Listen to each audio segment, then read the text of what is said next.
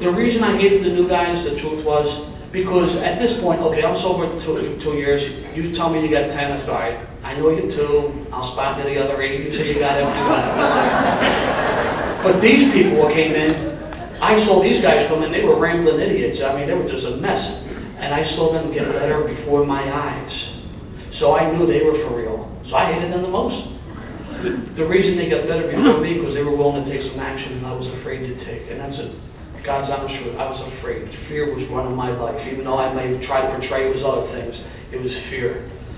So on Friday night, I go to Wissenhomen meeting. Friday night, guy, Troubles. Troubles is in the room. I go up to him afterwards, but he doesn't want to be called Troubles, and he was a pretty rough dude, so his name was Bobby. I go up to him afterwards and said, Bobby, I said, I need some help. I said, would you be my sponsor? He looked me dead in the eye, said, Bobby, I've been watching you these past couple of years, and I'm sticking my chest. I said, hey, he likes me. He says, I need to tell you. He said, you're full of shit. And I need to tell you, that's not the answer I'm looking for. He said, I'm going to be your sponsor under certain conditions. You're going to call me every single day. You're going to go to a big book meeting a week. You're going to go to a step meeting. You're going to a men's meeting. You're going to get yourself a coffee commitment. You're going to leave them damn women alone. And I'm talking to myself. I said, who's he talking to? I'm sober 25 months. I'm selling the grapevines. I got it going on. That's what I'm doing. I didn't tell him that, though. What came out of my mouth was, I said, okay. I went back to his house that night.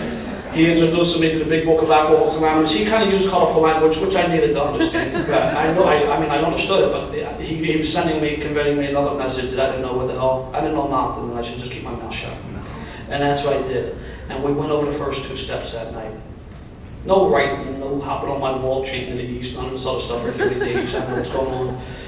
Right out of the book. And then we said the 3rd step. We got on our knees and said the 3rd step prayers. Whoa.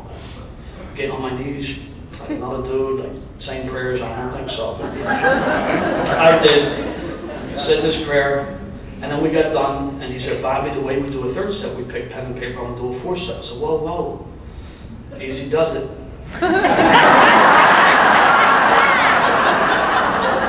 Let's keep this simple. How about I just not drinking all the meat? Well, that's what I was doing. I was not drinking all the meat and I wanted to stick a gun in my mouth. I was just nuts. And so I did my foot. I didn't want to do one of these. I'm going to meetings. I'm doing my inventory, stirring stuff up, feel like going out. I want to eat my gun. You can't get no further out than that. So I did my 4th step, no big deal. Everything I wrote down I did, not a big deal.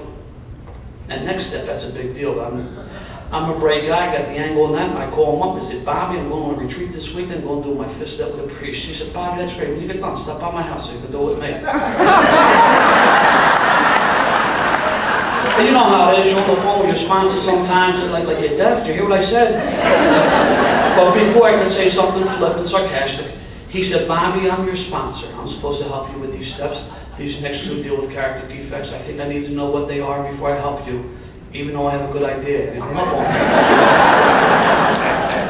Now the truth is, the reason I wanted to do, because my training as a kid, I knew whatever I said to the priest, between me, him, and a lamppost. Nobody else will know, right?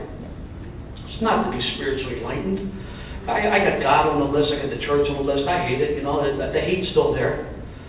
The truth was, I was afraid to go to my sponsor with that stuff because I thought that he would ridicule me.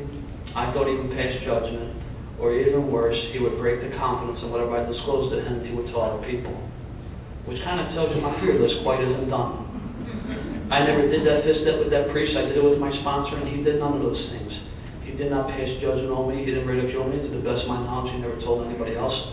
In fact, what he did, he shared some of his experience with me, which took away the terminal uniqueness in which I thought I was the only guy to do certain things. Now, he had taken someone's life and he had gone to prison for that in the 60s, and that's not why I asked him to be my sponsor. The reason I asked him to be my sponsor because he was walking the walk. It wasn't an hour and a half in AA, it was 22 and a half hours in the neighborhood.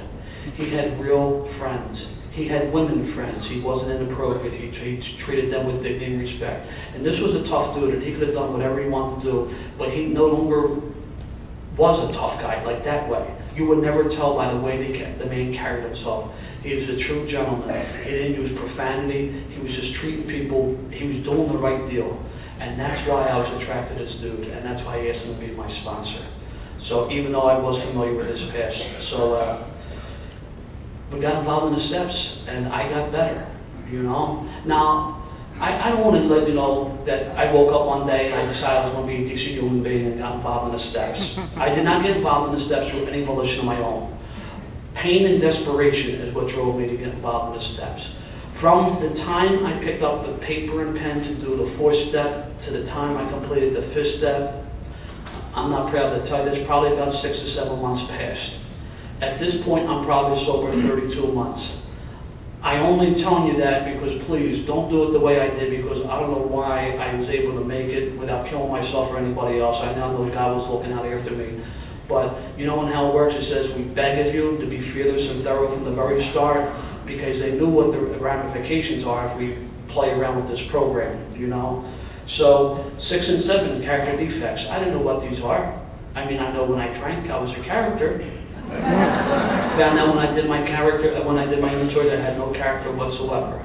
I thought I was the greatest cop in the city. I thought I was a great uncle because I always supplied material goods to my nephews and nieces and this and that.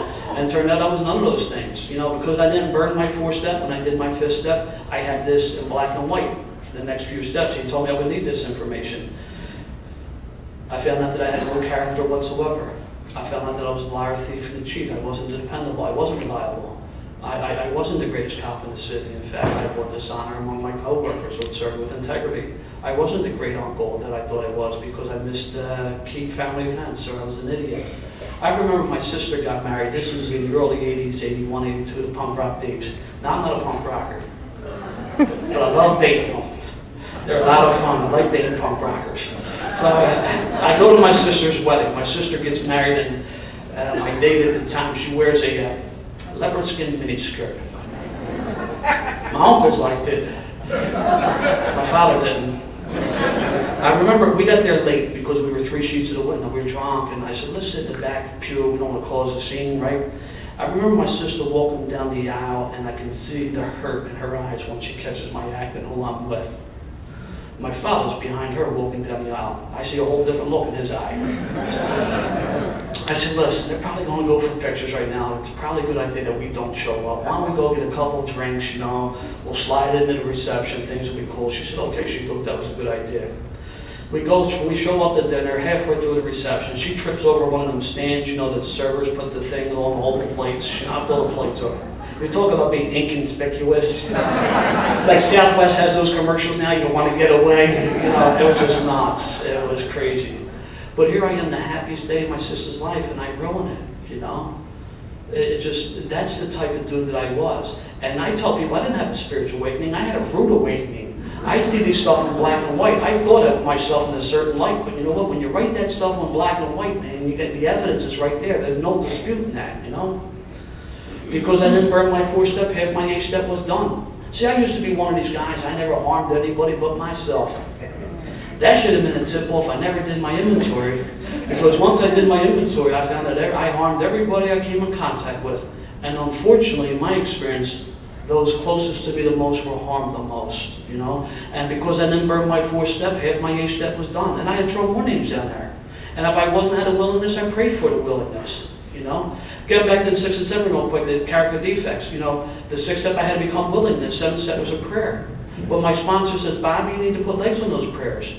I mean, when I got a laundry list of character defects, let's say, sometimes I may not be the most patient guy in the world. You know, I have a little difficulty with that, still. But I can pray all day long, God, help me be patient, help me be patient.